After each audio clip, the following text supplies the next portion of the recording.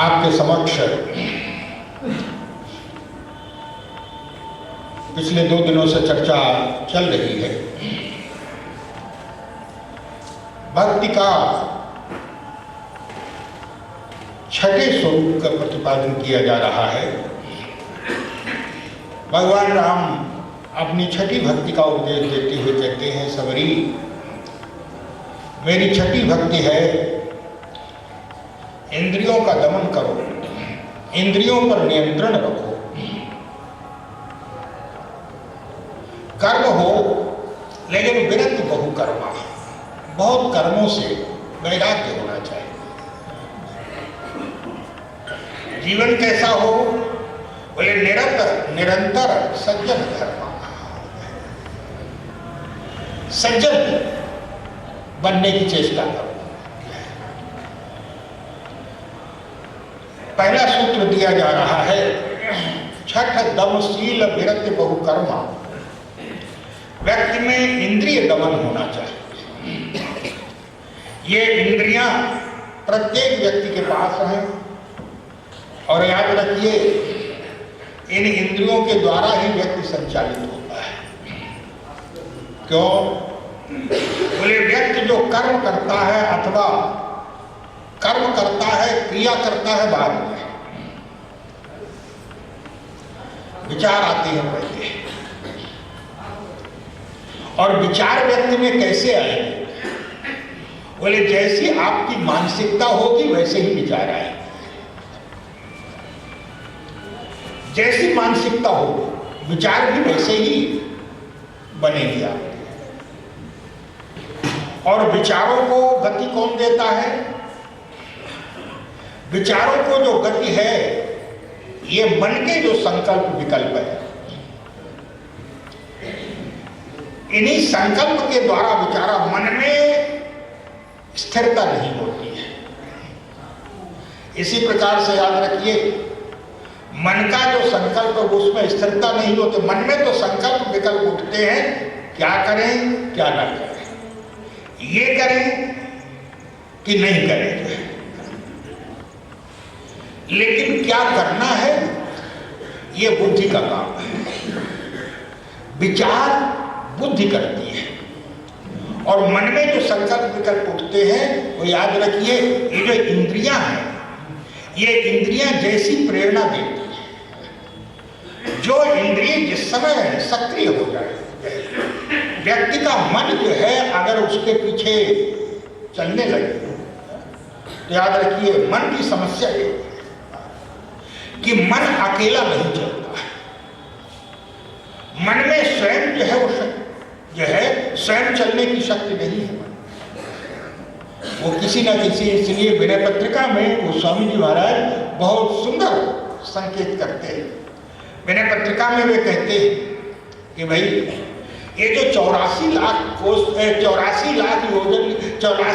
योनि की जो यात्रा है, तो यात्रा तो करना ही है आपको 84 लाख, लेकिन अगर आप केवल जो है वो अकेले यात्रा कर रहे हैं, कोई बोलने वाला नहीं है, तो यात्रा तो होगी लेकिन मन नहीं लगेगा। तब कुछ करते हुए चलिए आपस में। हम लोग छोटे थे, अभी भी वही परंपरा वही है। अभी तक हम लोग छोटे थे तो अंताक्षरी होती थी, लेकिन याद रखिए कि अंताक्षरी का प्रारंभ आज भी वही परंपरा चली आ रही है। हाँ, रूप बदलने लगा है, ये बात अलग है, रूप बदलने लगा है, लेकिन प्रारंभ समय बिताने के लिए, याद रखिए जो भी हो रहा है वो समय बिताना है। आजकल लोगों ने उसको एक नया शब्द दे दिया, टाइम पास। बात वही है भाई, टाइम ही तो पास करना है। और हर व्यक्ति के लिए देखिए, ये चाहे व्यक्ति जो है वो 50 वर्ष जिए चाहे 100 वर्ष जिए, टाइम पास ही तो करना है, क्योंकि स्थिर होकर के तो कोई आया नहीं है यहाँ पर। एक समय निकालना है, लेकिन समय अगर निकालना ही है तो फिर अच्छे कार्यों से ही निकालना चाहिए, अच्छा काम ही करना चाहिए। क्यों? बोले अगर हम अच्छा कार्य करेंगे तो हमारे पीछे आने वाली जो पीढ़ी है वो हमसे जो है वो शिक्षा लेकर के जीवन को एक नए ढंग से और उज्जवल ढंग से जो है वो प्रकाशित करेगी, अपने जीवन को, समाज को प्रकाशित करेगी। अगर करना ही है तो अच्छा करना चाहिए। मैंने पत्रिका में गोस्वामी जी कहते हैं कि 84 लाख योनि की यात्रा है, लेकिन इस यात्रा को सुखद बनाने के लिए चलो हम लोग एक काम करते हुए चले। क्या मन भी, याद रखिए जो कहते हैं ना कि खाली मन जो है, खाली दिमाग ये शैतान का घर होता है, खाली मत रहने दीजिए। अगर खाली रहेगा तो याद रखिए कोई ना कोई तो कब्जा करेगा ही, याद रखिए। आजकल तो वैसे भी होने लगे कब्जे, इसलिए खाली रखे क्यों? उसके लिए तो गोस्वामी जी महाराज कहते हैं, बोले यात्रा करना है तो चलो एक काम करते हुए चलते हैं। क्या? बोले राम कहा तो चलो, राम कहा तो चलो, राम कहा तो चलो भाई।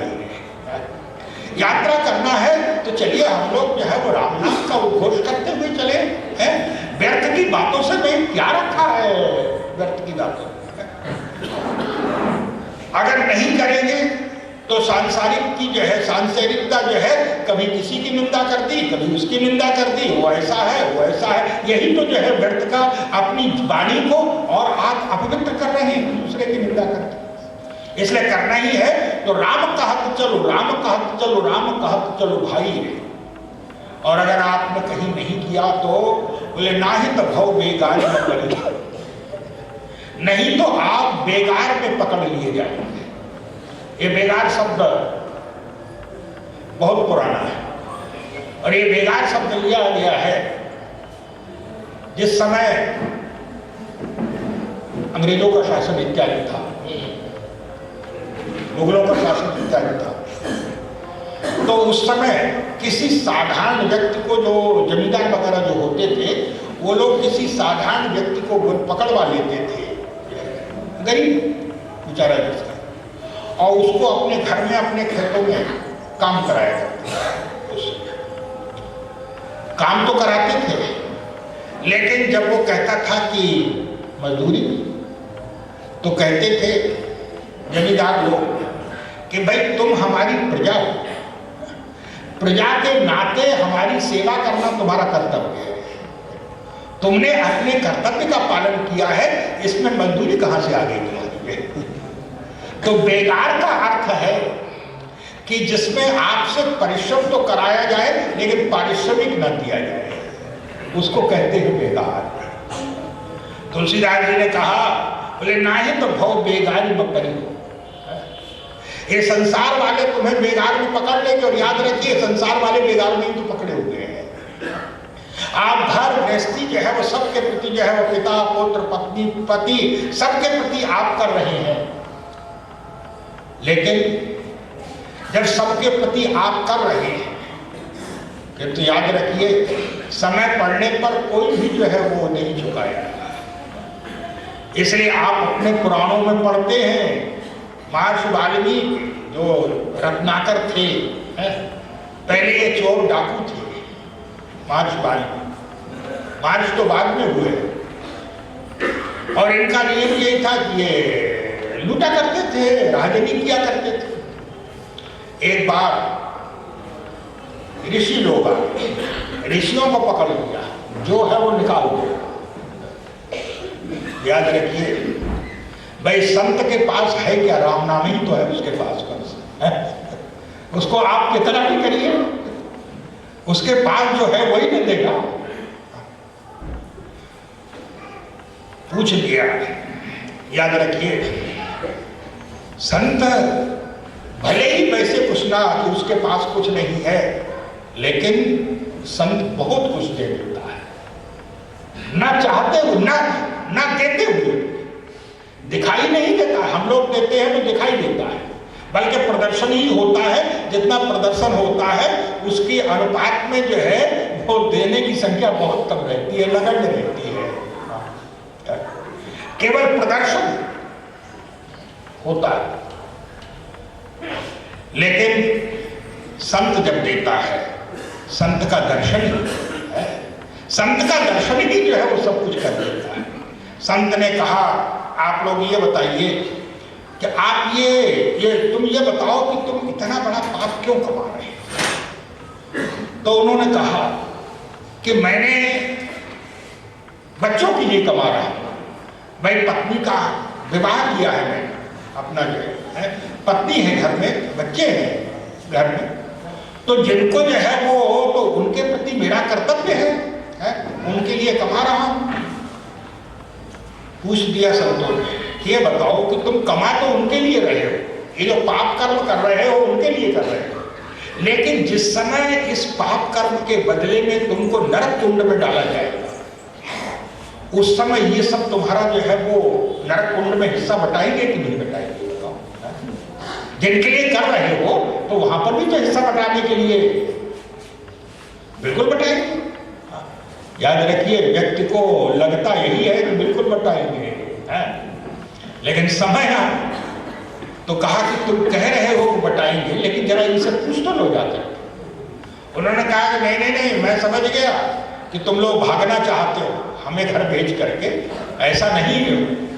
तो ऋषियों ने कहा कि भाई अगर आपको इतना डर लग रहा है तो हमें बांध के डाल दो, इससे ज्यादा तो कुछ नहीं हो सकता।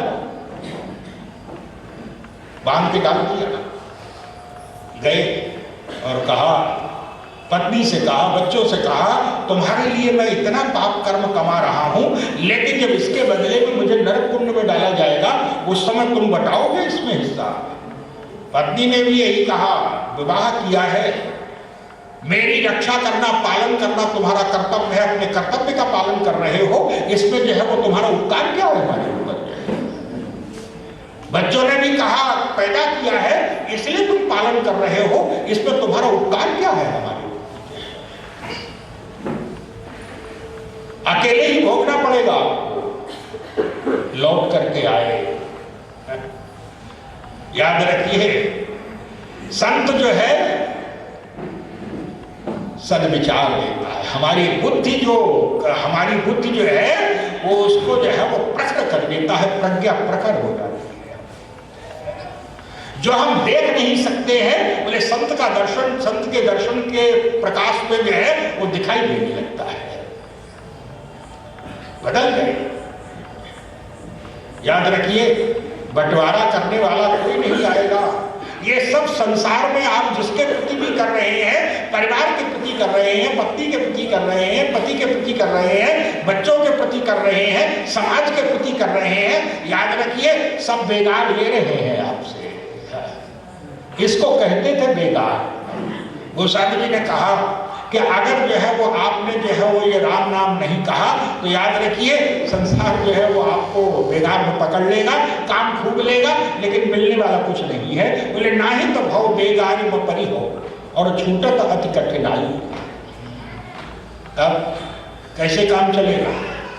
बोले याद रखो, उस समय ये शरीर को उन्होंने की जो यात्रा हो रही है ना, तो उन्होंने पहले जब यात्रा होती थी, जो अधिक सुविधाएं नहीं थी, तो उस समय खाट पर जो है वो बैठ करके, खाट के जो चार कोने हैं उसमें चार लोग लग जाया करते थे, उसमें व्यक्ति जो है वो बैठा लिया करते थे,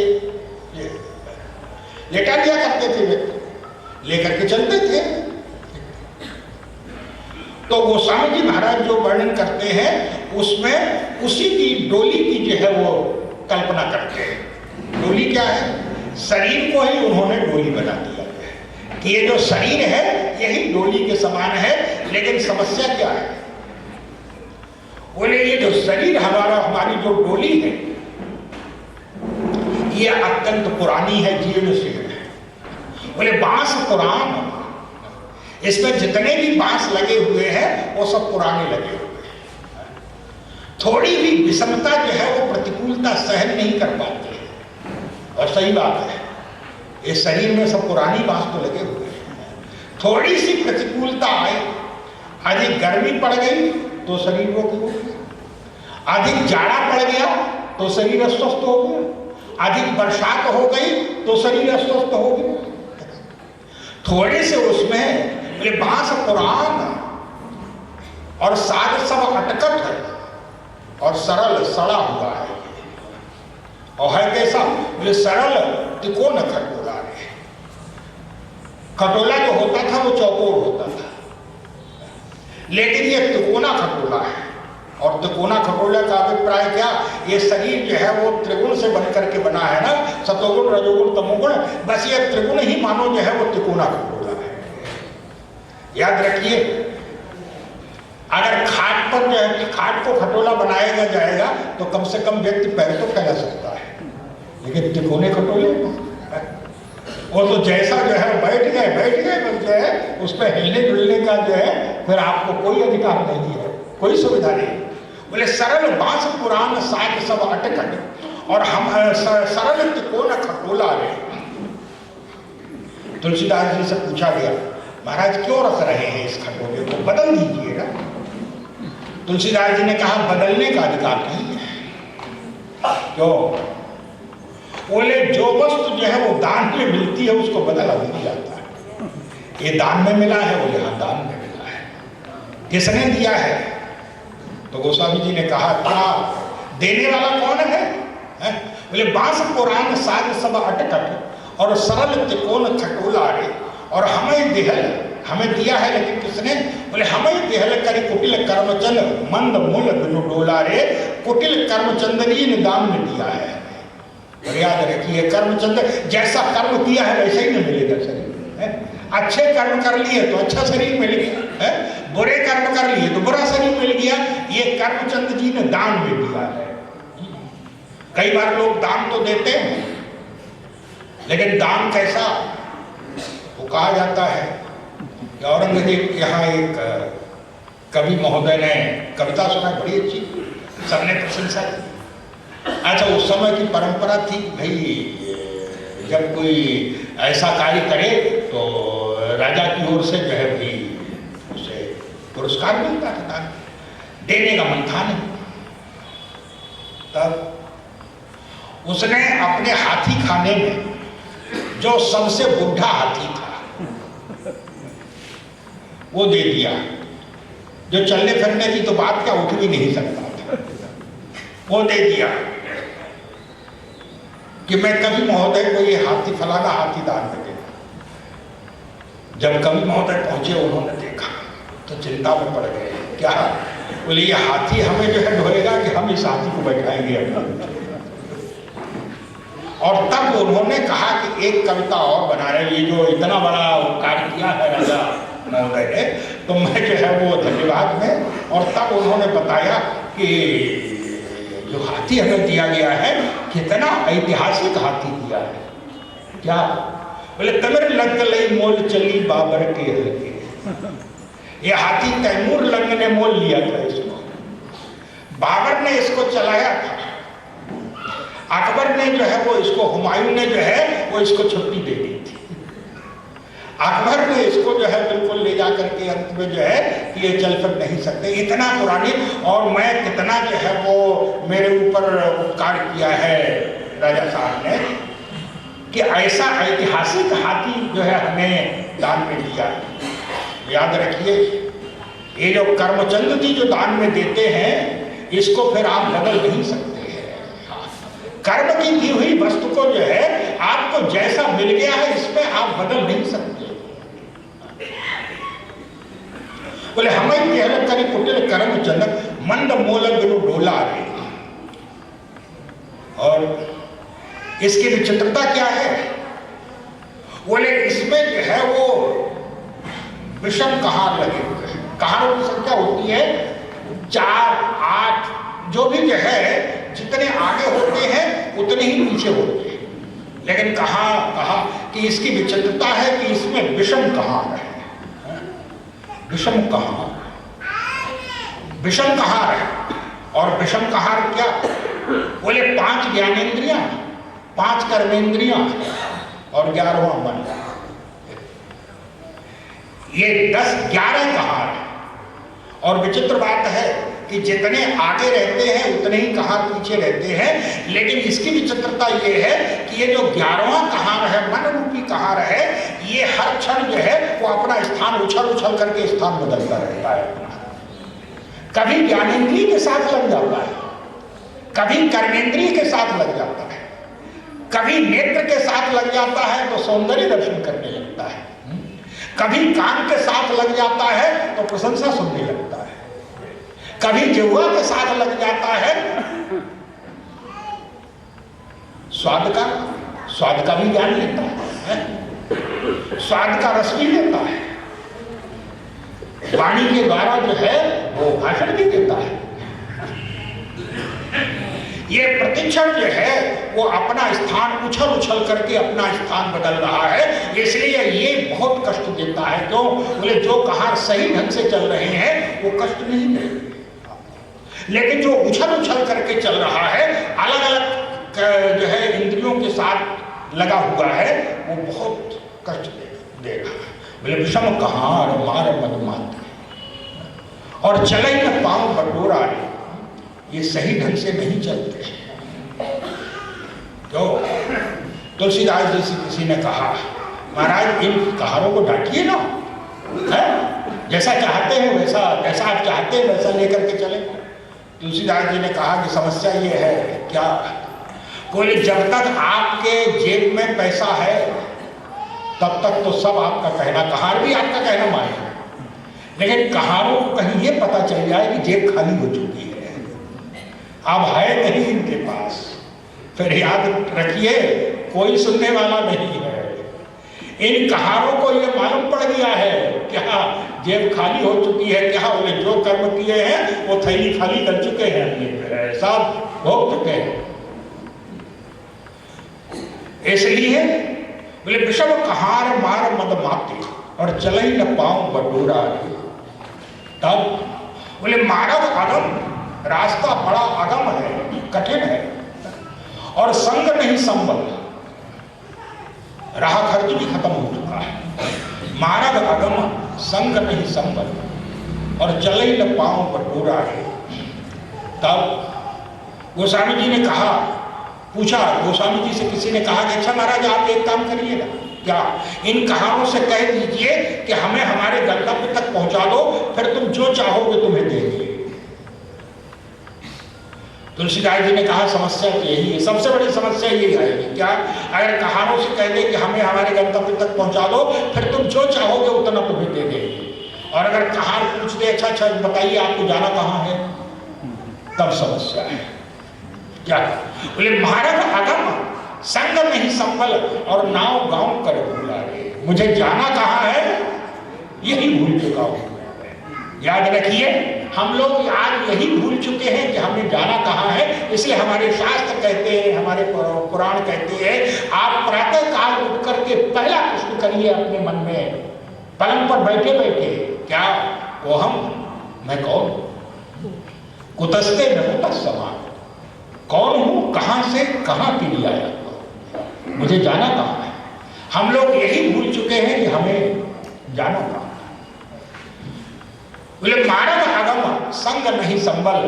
तुलसीदास जी ने कहा महाराज क्या विचित्रता है, क्या बोले इतने दुष्ट कहां हैं, रास्ता ऐसा है और यात्री इतना मूर्ख है कि हमें जाना कहां है यही भूल चुका है।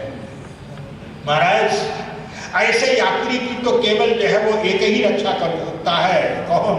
बोले मारद अगम संग नहीं संबल नाव गांव कर भूला रे। अरे तुलसीदास भवत्रास हरहु अब और हो राम अनुकूला रे। अगर आप अनुकूल हो जाएंगे तभी जो है व्यक्ति की, लेकिन याद रखिएगा ये मन जो है ये प्रतिक्षण जो है वो स्थान बदलता रहता है और जिस इंद्रिय के साथ जुड़ जाता है याद रखिए वैसी ही मांग करता है और जिस इंद्रिय के साथ जुड़ता है वैसे ही बुद्धि में विचार उत्पन्न होते हैं। ये समस्या है इस मन की।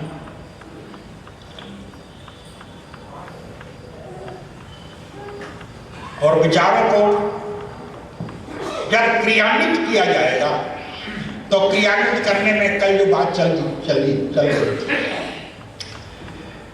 कि विचारों में क्रियान्वित करने में ये जो देवता है, ज्ञान दीपक प्रसंग की कल बात चली थी, तो ये जो देवता बैठे हुए हैं, ये देवता जो है वो इनका स्वभाव है कि ये विचारों को भी जो है वो सही विचारों को नहीं आने देते भीतर में, इनका स्वभाव है।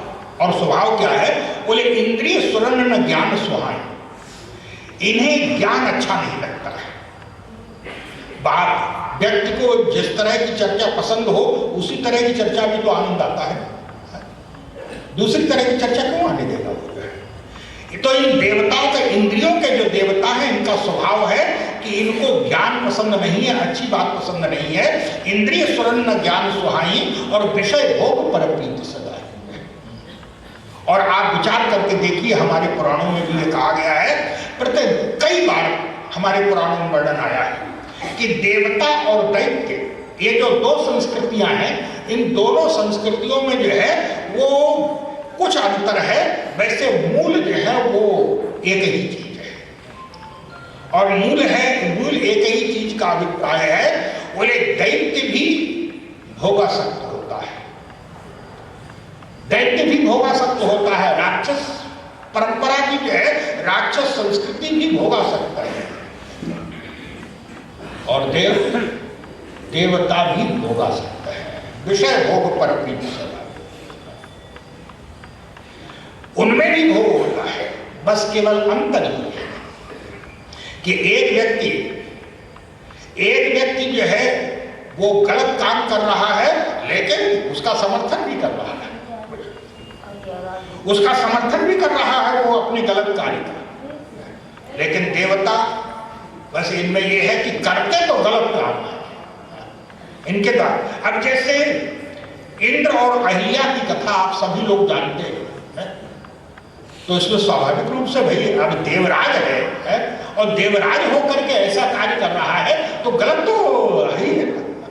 लेकिन अंतर यही है कि यहाँ इंद्र जो है वो अंत में अपनी भूल क्रिया तो कर लेगा, लेकिन उसके पश्चात जब उसको शाप दिया गया, उसको दंड दिया गया, तो उसको स्वीकार किया उसने, और ये स्वीकार किया कि हाँ गलत किया मैंने। लेकिन राक्षस परंपरा ये है, नहीं, हम जो कर रहे हैं वही ठीक है।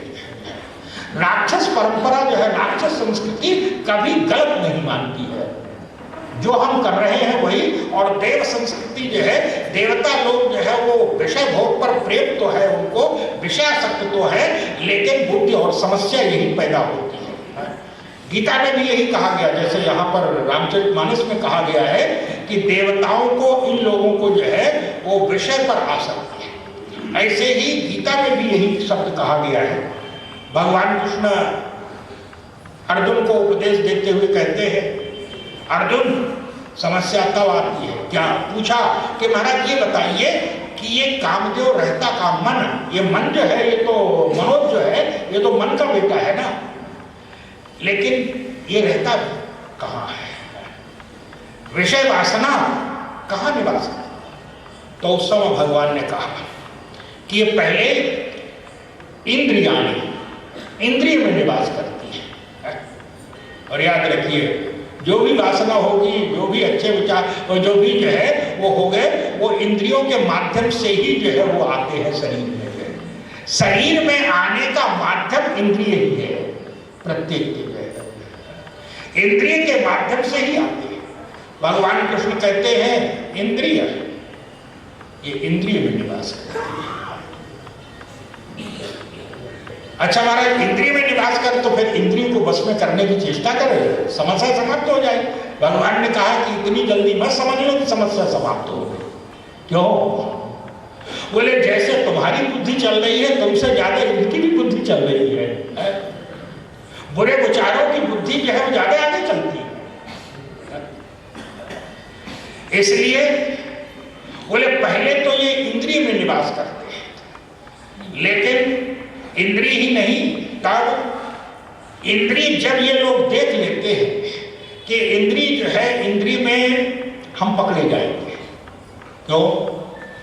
हमारे यहाँ कहा गया है कि इंद्रिय में अगर काम आए तो उसको बस में करने के लिए व्यक्ति खान पान पर नियंत्रण रखे, खान पान पर नियंत्रण और रखे तो स्वाभाविक रूप से इंद्रियों का काम जो है वो कुछ नियंत्रित हो जाएगा। और जैसे ही व्यक्ति ने उस पर विजय प्राप्त करने की चेष्टा की तो तुरंत वो काम जो है वो इंद्रिय को छोड़ करके मन में चला जाता है। इंद्रियाण मनो, इंद्रिय से मन में चला जाता है, और मन में चला जाता है तो ताकतवर हो जाता है, इंद्रिय की अपेक्षा ताकतवर हो जाता है। क्यों? बोले इंद्रिय में जो है, इंद्रिय में काम दिखाई पड़ रहा है, स्पष्ट दिखाई पड़ रहा है, लेकिन मन में क्या है? व्यक्ति क्रिया करेगा तो क्रिया में तो अच्छाई बुराई दिखाई पड़ेगी ना, है? लेकिन मन में व्यक्ति क्या सोच रहा है? हम कथा में बैठे हुए हैं तो सामने वाले को तो यही लगेगा कि नहीं, कथा में ये तो नित्य के स्वरूप है, देखिए क्या शक्ति है इनकी, सामने वाले को तो यही लगेगा। लेकिन उस समय जो है वो वहां बैठ करके, व्यक्ति मंदिर में बैठ करके, पूजा स्थान में बैठ करके भी जो है वो तो विषय चिंतन कर सकता है। मन में क्या है वो तो नहीं दिखाई पड़ रहा है ना। जैसे ही जो है वो इंद्रियों में उसे लगा कि मैं इंद्रियों में परास्त हो जाऊंगा, तुरंत मन में पहुंच गया। तो अर्जुन ने कहा महाराज फिर मन में तो चलिए जो है मन में रहेगा ना, तो फिर चलो मन को वश में करने की चेष्टा करते हैं। भगवान ने कहा इतनी जल्दी नहीं हो सकता। बोले व्यक्ति जो है खान पान के माध्यम से इंद्रिय पर अगर नियंत्रण करने की चेष्टा की तो वो मन में चला जाता है, और योग के माध्यम से अगर आपने मन को वश में करने की चेष्टा की और जिस समय उसको लगेगा कि हम यहां भी पकड़े गए, योग के माध्यम से जब उस स्थिति में आप पहुंच जाएंगे तो वो तुरंत मन को छोड़ करके बुद्धि में चला जाता है, जिसको कहते हैं कि इंद्रियाणि मनो बुद्धिर अस्याधिष्ठानं है। और जब इंद्रिय में चला, जब बुद्धि में चला जाता है तो काम अबद्ध हो जाता है। क्यों? बुद्धि में चले जाने का अभिप्राय है हम बुद्धि के द्वारा काम का समर्थन करने लगे। और याद रखिए, अगर हमने बुद्धि के द्वारा जो है वो काम का बुरी बातों का समर्थन नहीं किया है तो रक्षा हो सकती है, हम उस मार्ग से विरत हो सकते हैं।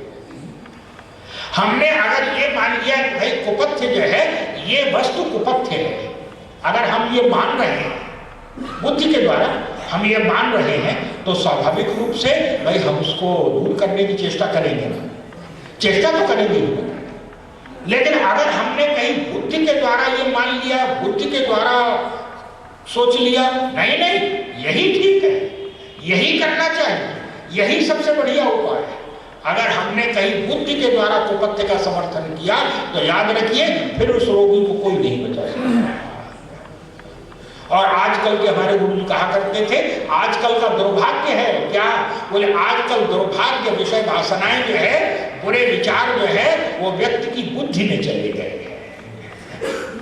व्यक्ति बुद्धि के द्वारा जो है वो गलत कार्यों का समर्थन करता है, और जब आप समर्थन कर रहे हैं गलत कार्यों का, इसलिए आप रामायण में देखें, रामायण में प्रत्येक व्यक्ति ने रावण के कार्य का विरोध किया। लंकावासी थर थर कांपहि पुर नर नारी, सब गाड़ी सब मिल गए ही रावण नहीं गाड़ी, और राज करत यही मृत्यु हो। सीता सीत निशा समाई है, सब लोग कह रहे हैं कि इसने जो है वो राज्य करते हुए मौत को बुला लिया है, मृत्यु को बुला लिया है। सब लोग सोच रहे हैं, कह रहे हैं।